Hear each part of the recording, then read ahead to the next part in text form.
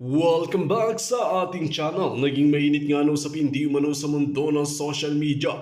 Pinatunayan at linabas na nga ang matinding ebidensya laban kay Kuting ng Norte na ito. Dito nga natin makikita mga kaibigan na linikom ang mga ebidensya na magpapatunay nga na talagang polboronic itong si Kuting na ito.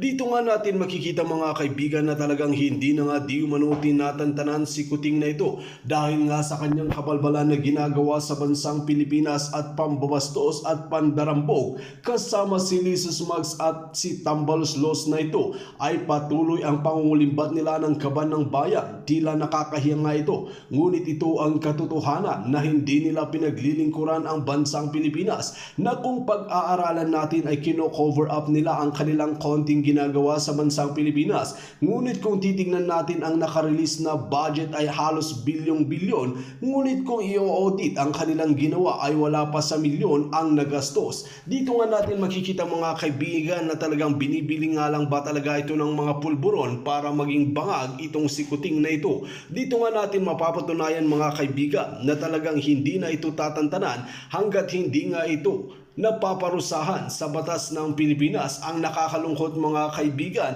ay sobrang talino ni Lisus Mags at Tamba at ni Kuting na ito dahil ang linuklok nila sa pwesto ay tila may kurap at matataas pa na posisyon ang mga ito. Kaya naman nahihirapan ang mga batikang mga lawyer, mga attorney at mga abogado dahil di umano ay pinangungunahan na ito ni Kuting at ni Lisus Mags na pinag-aralan kung ano ang kanilang gagawin para hindi sila mahuli. Well mga kaibigan, para nga sa karagdagang impormasyon, panoorin nga natin ang buong video. At kung bago ka pa lamang sa aking channel, huwag kalimutan i-click ang subscribe button at notification bell para lagi kang updated sa ating mga bagong video. At para sa solid viewers natin dyan, maraming salamat sa walang sawang pagsuporta. Good news dahil nakapaghanap na po kami ng law firm na kung saan ay hahawak ng kaso na na isinampa, okay, na i-file ng partner ni Zeng Zeng Zeng Zeng, okay, na si PNP Anacorda base sa ating puting ahas na si Anacorda ay partner ng Polvoron partner kasi we talk about Polvoron. So, ngayon sinampahan ni Acorda ang ating palanggang General Macanas, kaya naman hindi tayo patitinag. So, kahit na si General Macanas nag-usap kami at wala siyang pera para sa pangbayad sa kanyang abogado and nakausap naman natin yung law firm na hindi naman siya, tatagain ng bonggang-bongga. So, and also, yung mga nag-message po sa akin na gustong tumulong kay General Macanas, yes, thank you so much. Welcome po ang inyong financial help. So, sabi ni General Macanas sa akin, Miss Maharlika, sabi niya, kung pwede ba, dadaan na lang sa'yo. Sabi niya, yung mga tulong muna kasi I trust you. Pero pinili ko pong dumiretso sa kanya. Sabi ko kay General Macanas, mahirap na yan maisyuhan.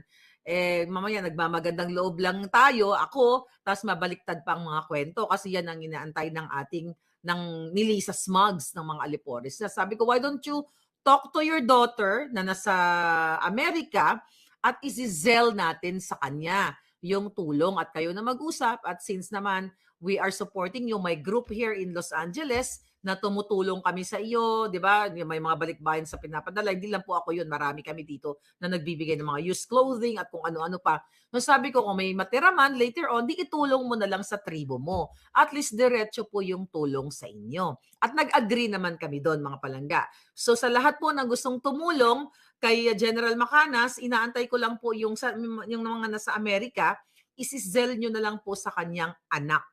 Okay? Then, kung gusto nyo naman, kayo ay hindi na sa Amerika, Japan, kung saan, dito po ninyo, mag-email na lang po kayo kay General Macanas dito, mga kababayan, kung paano nyo i-send. Actually, may bank account number niya ako, may phone.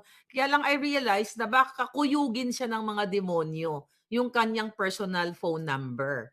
So, I talk to General Macanas, General, mag-email na lang sa'yo para at least personal, may personal touch. I mean, may conversation 'di ba, na para talaga tayong magkakaibigan na, "Oh, General Macanas, we're willing to help you. Ito po," you know. So, diyan po kayo mag-email kaya Johnny Macanas 9184 at gmail.com if you are meron po kayong kakayahan to help him para tulungan kami. Kasi laban po natin lahat dito sa kanyang magiging expenses later on sa laban natin sa Jejemonyong si Anacorda. Alright? Ang PNV na Jejemonyo na ayon nga sa ating puting ahas ay kanyang business partner. Again, yan po ang email ni General Macanas. Stay muna natin dyan. Okay? Okay, so ang dami-daming mga palangga. Ayan, si Marlon. Okay. Okay, mga palangga. Mga kababayan. Unang-una sa lahat, gusto kong pasalamatan ang lahat, whether negative or positive, na nag-engage sa pulburon. Okay? Sa pulburon issue. Actually, 2022 ko pa nga ito inilabas eh. 'Di ba? Ang pelikulang Pulburon, you know? Kaso lang niligwak nila yung kinitil, ginurgor ng mga Jotang Ginemes na ahas ng lipunan na sili sa Smugs ang dalawang Facebook page ko. Kaya hindi na natin ma-retrieve ngayon. I don't know, sana, you know, sinulatan ko yung Facebook. Tignan natin kung ano pang magiging, magiging result noon. But ganun pa man, ayan po ang email ni Johnny Macanas. Sige, ilagay lang, ano ko na muna, tanggalin ko na muna. Balikan nyo na lang yan later. Alright? Screenshot nyo na lang po. Ngayon mga palangga, ito na ang Chika Boom Boom. Ano ba title natin? Okay, the title of our vlog today ay ebidensya na ang presidente niyo ay pulboronic. Okay, nakakatawa. Kasi 'di ba alam niyo dito niyo malalaman. Alam mo, huwag na tayo magpatumpik-tumpik pa para mabilis natin, you know, mabilis yung ating facing ng ating vlog, mga kababayan. Actually, nakakaloka dahil hindi ko talaga kinikerry, borlog pa, tulog-tulugan pa ako hanggang sinindan ako nitong picture na 'to. Okay. Ayan pala talaga ang tunay na presidente nyo. Siya pala talaga ang tunay na pulboronic. Ay, Pangulong Duterte. O, di ba? That's really very Duterte. Sabi ko, nasa kama pa ako, talagang ang daming nag-message sa akin. Ay, mahalika, nakita niyo na ba to? Tapos si Duterte nagpupulburon. So, yung una binitin-bitin pa. Nakita mo na ba si Duterte? Napicturan. Nasa pala talaga ang tunay na pagbubulburon. Binabaliktad lang na si Kuting. So, ayan mga kababayan. Kung hindi niya pa napapanood yan, recent po yan. So, nakakaloka. Sabi ko nga, that's really, very Duterte. Okay, ganito. Few days ago, di ba, press con.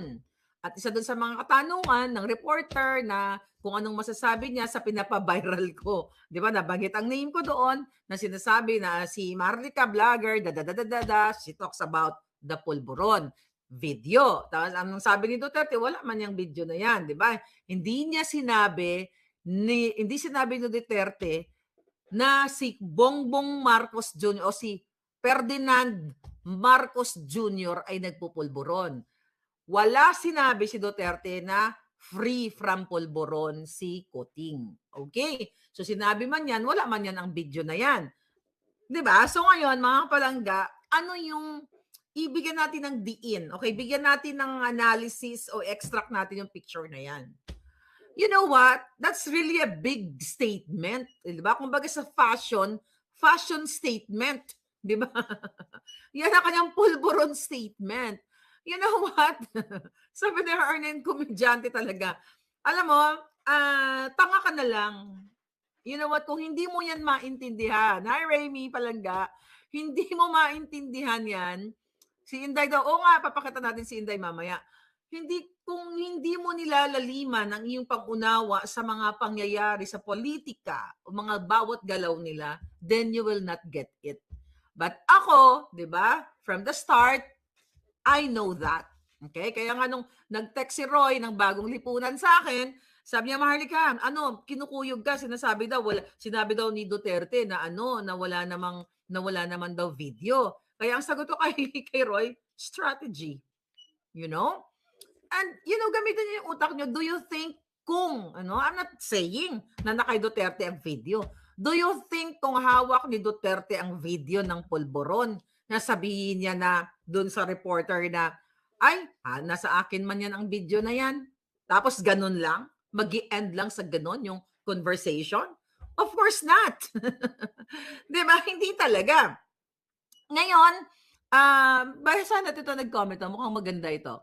Baka sa pagpasok nila sa ICC para mahuli si PRD, sila Kuting at Smug ang mahuli. Sabi ni Viola Marie. Possibly. Okay? Isusulat ko yung ICC kasi nga I will touch that issue a little bit. Okay? ICC. Okay? Isusulat ko lang. Baka mawala sa wisyo ang lola ninyo. So ngayon, after that, sabi ng mga show nga bells, syempre mga troll si Lisa, mga bayaran ni Tambaluslos, ay si Maharlika fake news, ganyan-ganyan, wala namang pulburon video, da. And the first place, hindi ko sinabi na nasa akin ang video. Wala akong sinabi sa inyo na hawak ko ang video. Ang sinabi ko lang, sana, sana yung video ay ilabas na yan. Ako gusto ko na ilabas yan eh. Pero sinabi ko rin sa inyo, hindi ako ang maglalabas niyan. Kung hawak ko man ang video na yan, you'll never know, di ba? Hindi po ako ang maglalabas na yan kasi wala ako sa posisyon. Kasi big big bomba yan, bomba. Bakit ako? Lahat na ng bomba, ako na nagpasabog. Pati ba naman yung Nagasaki, ako pa? Abay, dapat may iba naman, hindi naman ako, hello? Ang nakakatawa, mga kababayan, itong si Duterte. Ay, nako. Alam mo, masarap maging kaibigan yung ganyan eh. I salute you, Madam Maharlika, for fighting what is right. God bless you. Be safe po. From Estra. Uy, Estra, thank you palangga. Alam ko, natatanda ko yung pangalan mo palangga. Okay, si Tinkerbell na dyan din.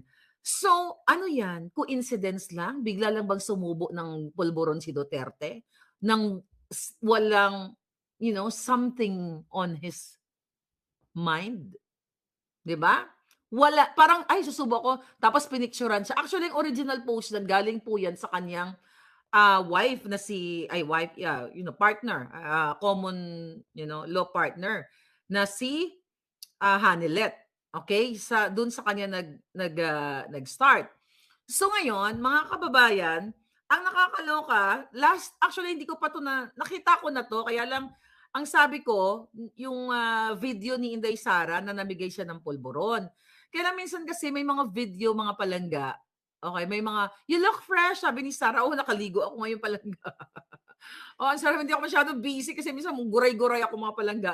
Kasi talagang pag ganon ako, drive here, drive there, so yun ang mga behind the scene kong buhay. Kaya minsan, ngarag-ngarag na rin ako. But thank you, na-notice mo ang ka-freshan ko, parang pulburon lang. Freshly baked or freshly made. Okay. So nakita ko na tong ni Inday, yung video niya. Pakita na lang natin uli, ha? Ito yung hindi pa nakakapanood.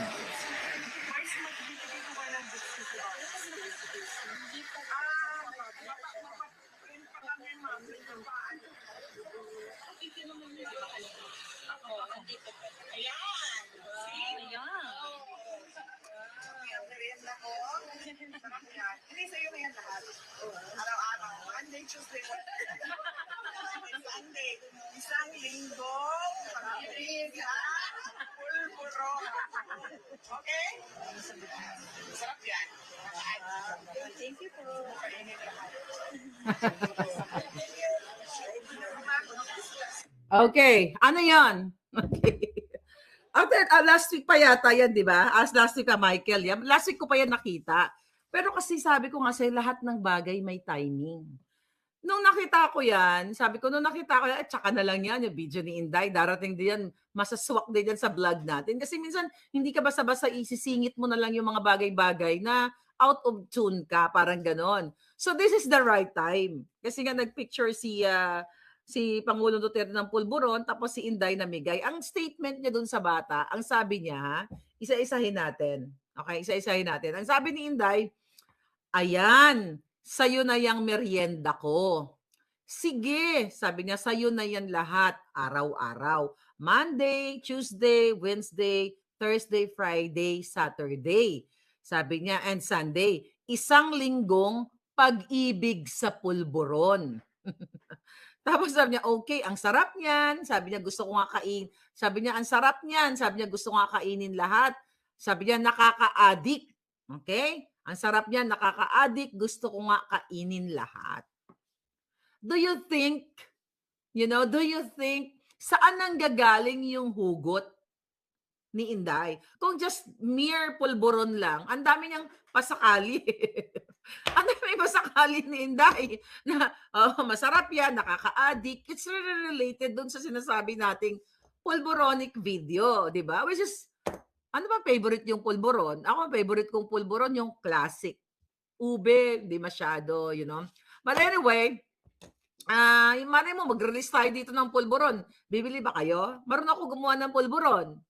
Pag may time ako, maggagawa ako ng pulboron, ha? Bibili kayo, ha? Mga taga Los Angeles, mga taga California, at buong Amerika, kaya naman natin ipa-deliver yon. sabi ni Ana, sabi niya, mag-ama nga. Okay? Trending ang pulboron business ngayon. Kaya nga, gagawa na ako ng pulboron. Okay? Magantay lang kayo. So, ano yung message? Okay? Ito kasi yan, mga palangga.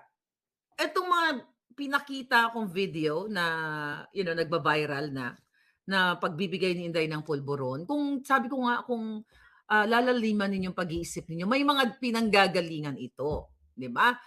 Kasi, mga palangga, hindi ka mag-focus sa pulburon sa pamimigay. Ang dami sinabi ni Inday. Pwede mo naman ibigay sa bata, hello, ganyan. Meron pang isang linggong pag-ibig. At if you notice, narinig yun naman ng video, yung mga behind the camera, yun na tumatawa, bakit sila tumatawa? Diba kung pulburon lang, ano nakakatawa sa pulburon? Wala nakakatawa doon. Kasi kung magbibigay ka ng kunyari, ito boy, ito ha, ito tinapay, monay, kunyari, okay, monay ha, ito monay talaga. Peanut butter flavor is okay din. Ito monay, ayan, kainin mo kasi favorite ko yan. Wala nakakatawa doon. But dahil may root cause, okay, may root cause, ay may umorder na. Sabi ni Ralph Santos, yay, may customer na ako sa pulburon ko. I will release the name later pag nakagawa ko na. Alright? Dami kong pangako. Dami kong gustong gawin. Anyway, mga palangga, I hope nga magawa ko. So, mayroong hugot. Okay? May hurugot si Duterte. May hugot si Inday. Kaya ngayon, naglalaklak na ng alak na naman si Lisa. Galit na naman yan sa mga Duterte. And by the way, di ba? Makikita mo talaga na hindi wala talagang unit team. Kasi 'di ba recently, hindi yun na napapansin si Inday Sara na nandoon sa send-off, mga send-off ni Kuting, send-off party. Pag lumalayas si Kuting sa ibang bansa para magpakaspulboronic. Wala. Kasi wala naman talagang unit team. Okay? So walang unit team. At if talk about, alam mo ito nakakaloka. Ang nakakaloka dito, sa mga, yung ibang supporter ni Pangulong Duterte, okay, mga ibang supporter na mga DDS, okay, DDS yan Duterte diehard supporters. Dati, okay, iba dyan, mga kaibigan ko pa, nakasama ko pa, pangkape at pulburon, sabi ni Pogi, iba ako, oy, thank you talaga. So, dati, nung ako ay nagsalita tungkol, wala pa yung pulburin na yan, babaeng ahas muna ang una kong pinakawalang tanyag na salita, babaeng ahas. Marami sa mga Duterte supporters na marami sa mga kaibigan ko na nainis sa akin. And I totally understand that kasi unit team, di ba? Inday Sara, unit team. Pero sabi ko, one day, magigising din kayo. Walang problema yun na nagalit sa kayo, murahin nyo kayo. Pero ang hindi lang maganda, okay, sa ibang mga supporters ni Pangulong Duterte, yung people that I know, okay, people that I dine with, 'di ba? Party with, 'di ba? Yung mga ganon, 'di ba? So, yun lang yung problema na nung time na nagsasalta ako ng babaeng ahas, pinipersonal nila ako. Okay? Pero okay pa lang din, ganon talaga. Pero sabi ko, tanginan nyo. May araw din kayo. At yung babaeng ahas na yan, tatangkilikin nyo. Which is true. And I'm so happy. Dahil now, magkakasama na tayo sa bangka. Okay? And the Pulburon video, 2022, nung sinabi ko yung Pulburon video na yan. Di ba? Marami din, Jotang Ginemas, ang dami ring mura, no? Ang dami ring mura na mga nakarating sa akin. Halika, Sabi ko, okay. Sa tamang panahon, yung Pulburon na yan, sisikatan rin yan ng araw. Sisikat din yan. And look at now. You know, when you talk about Pulburon, di ba? pulburon, not the literal pulburon, di ba? You talk about me. I mean, naiisip niyo ko, and now the president, the former president, and the vice president is talking and giving away eating pulburon. So, ibig sabihin, mga palangga, ang isang Maharlika, ang boljakera na tinake down tayo sa Facebook, pilit tayong kinikitil. Ginurgor ang 2 Facebook page ko na mahigit, pag combined yun, like more than 1 million followers yun. Okay? So, ibig sabihin, kinakat ng gobyerno ni Kuting ang impormasyon makarating sa inyo. Ayaw na nilang dumami ang makakaalam about pulburon, about sa ginagawa ng, not only the pulburon, but karumal-dumal na ginagawa ng gobyernong ito. If I'm not effective, and if I don't have credibility, mga palangga, hindi magta-trust sa akin ang mga general, ang mga abogado na I don't know them actually. Nagme-message lang kami. Hindi ko sila kilala. I don't bother to ask kung sino sila. Kasi you know what? Kasi pinoproteksyonan ko rin sila. Joseph Umagap, thank you. Pinoproteksyonan ko rin to mga puting ahas na to. Kasi you know what? Kaya sila lumalapit sa akin to expose this pulburonic at other illegal activities ng mga taong gobyerno kasi nagtitiwala sila sa akin na hindi natin sila ipapahamak. Because the only intention I have here is para ma-expose ang pulburonic republic natin ngayon. So, kapag po kayo ay nagbibigay, ang dami nag-email sa akin, Miss Maharlika, I hope hindi nyo po expose yung pangalan ko, ganito, ganyan. I assure you, I will protect you at the last drop of my blood. Okay? Kasi the reason why ang mga tao takot magsalita dahil yung kanilang seguridad at naiintindihan ko yan. Ako na nga sabi ko, ako na yung umaharap, yung mukha ko na umaharap, na ni isa sa mga puting ahas ko, hindi ako nanghingi ng kapalit. Kasi usually, yung mga nag-expose, okay? Let's say, for example, other bloggers na nagsasalta against this politiko or issue, binabayaran sila just para sirain ito. Pero sa case ko, mga kapapalangga, the pulburonic, hindi ito para siraan si Kuting. Ito po ay issue ng lipunan natin na paano nyo ma-imagine na ang isang gobyerno natin, ang isang presidente ay pulburonic.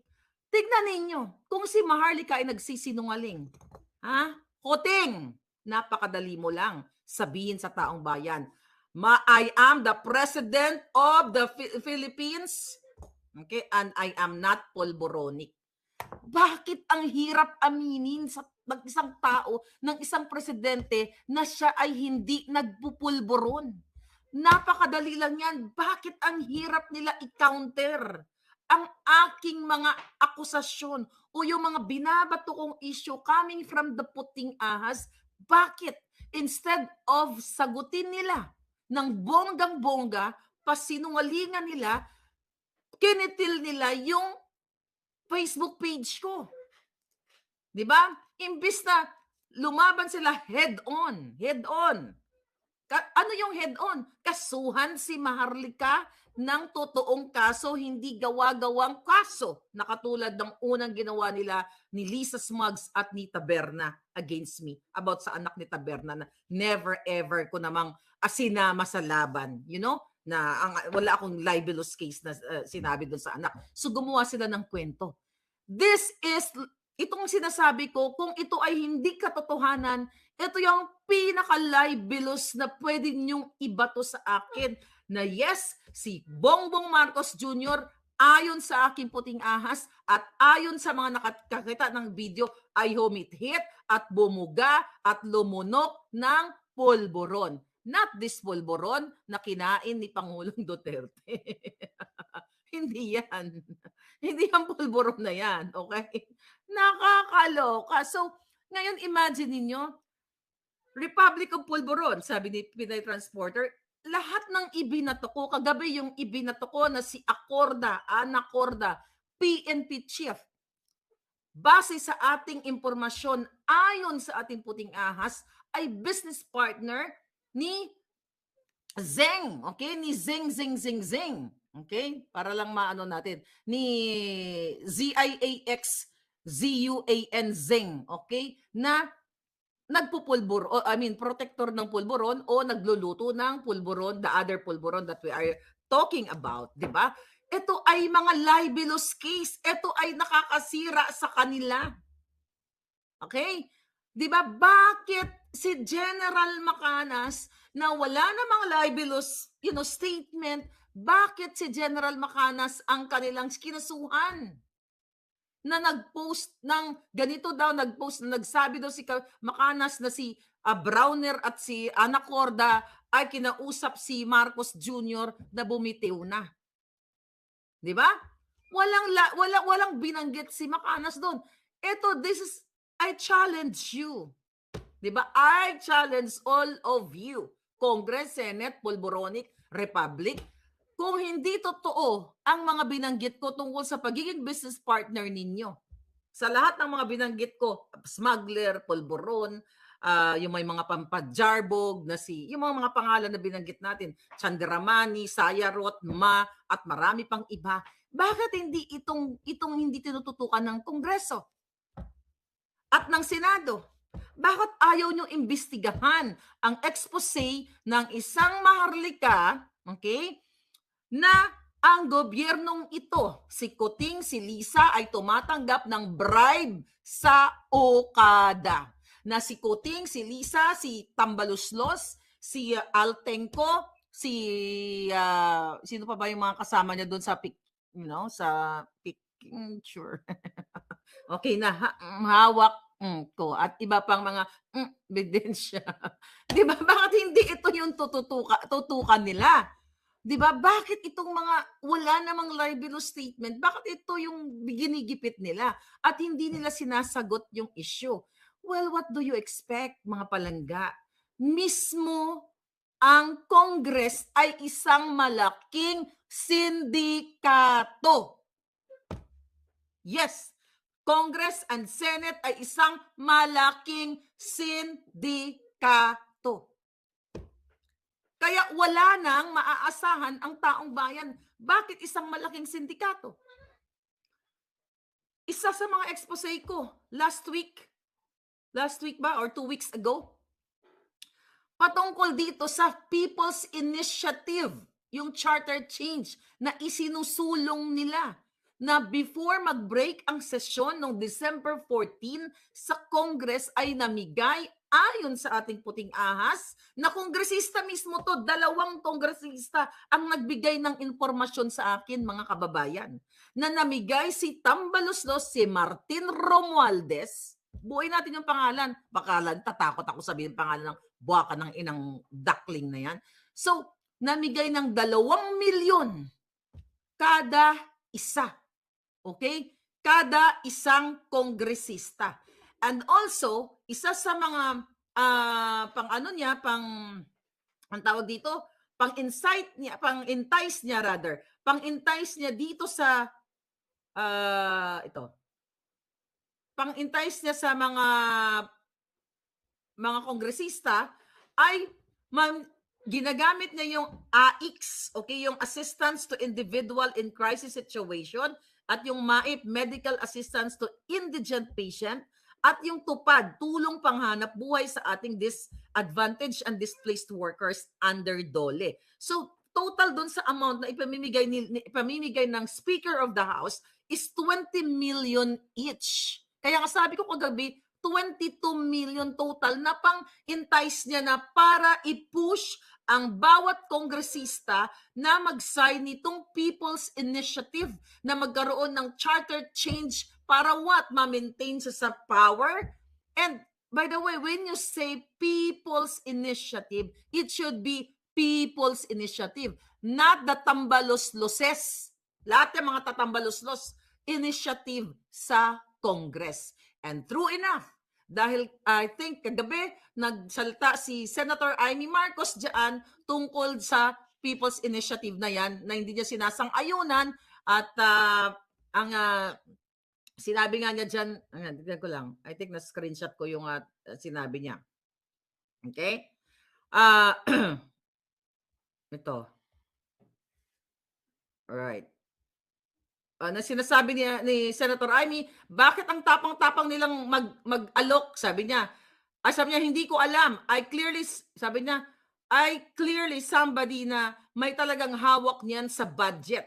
Sabi niya, so we know that the power of the purse rests with Congress. So baka yung may access talaga and some semblance of suasions and control over the funds. Bakit ang tapang-tapang nilang mag-alok ng ganito? Talaga bang for sale na ngayon ang ating sanligang batas? Ano ba naman to? Talaga bang grabe naman itong kawalang hiyang ito? So definitely, alam ni Amy, alam mo, maganda sana yung sinasabi ni Amy, natitit sila sa lungat niya.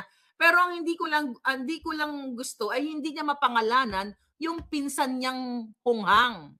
Yeah. Sino bang may access ng funds? So definitely, si Tambaluslos. So ang hindi lang maganda ay marami pang paligoy-ligoy pa. You have to strike forward. Para sa Pilipino, tugisin na natin ang hegemonyo. Again, mga kababayan, sino ang unang nag-expose nito? Si Maharlika. Ako ang nagsabi sa Dito nga natin makikita mga kaibigan kung gaano nga talaga karumal-dumal ang ginagawa ni Kuting ng Norte, Lisa Smugs at ni Tambaluslos sa bansang Pilipinas na hindi na nga makatarungan ang kanilang ginagawa dahil sobra-sobra na ang kanilang pambabastos sa bansang Pilipinas, lalong-lalo na pinagtatawanan na tayo ng mga ibang foreign country dahil nababayaran ang batas natin na talagang hindi na effective at wala ng credibility itong si Kuting ng Norte na ito at nakikinig lamang kay Lisa Smugs at Tambaluslos, kaya naman dapat nang umaksyon si VP Sara Duterte at Tatay Digong na pilit nilang pinapabagsak ngunit suportado ng taong bayan si VP Sara at Tatay Digong. Well mga kaibigan, kung kayo ang tatanungin ano ang inyong mga opinion, just comment below sa ating comment section at ating pag-uusapan.